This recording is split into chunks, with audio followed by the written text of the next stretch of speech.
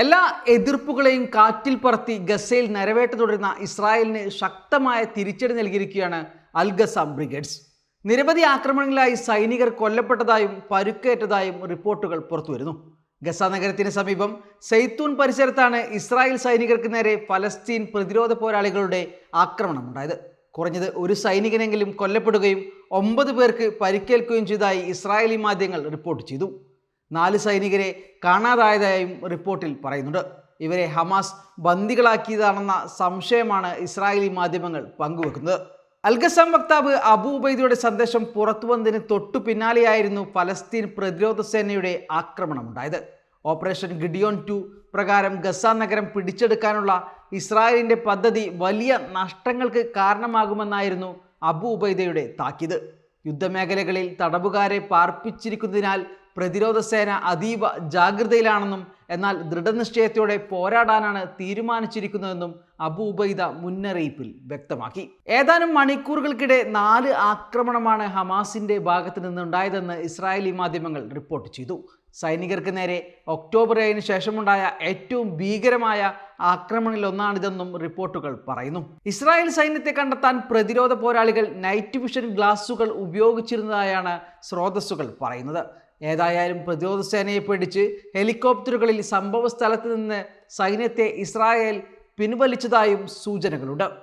കുറഞ്ഞ സമയത്തിനുള്ളിൽ നിരവധി ദുഷ്കരമായ സുരക്ഷാ സംഭവങ്ങൾ നടന്നതായാണ് ഇസ്രായേലി മാധ്യമങ്ങളുടെ റിപ്പോർട്ടുകൾ പറയുന്നത്. സൈത്തൂനിലാണ് ആദ്യം തിരിച്ചടിയുണ്ടായത്.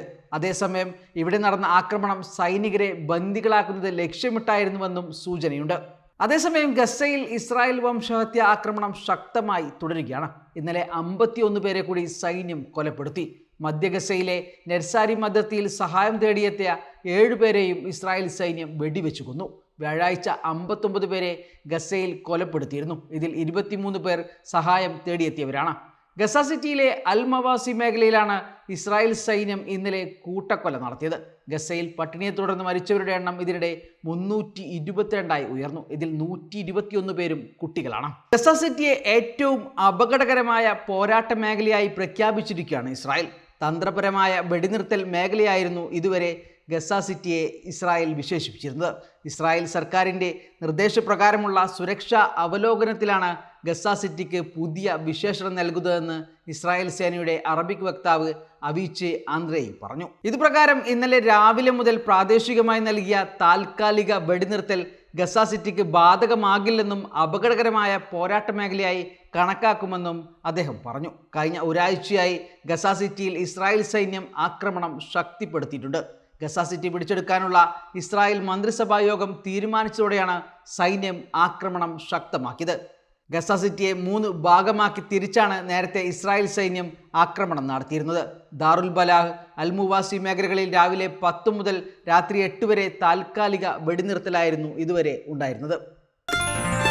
Way2Nikah.com, the exclusive Muslim matrimonial site.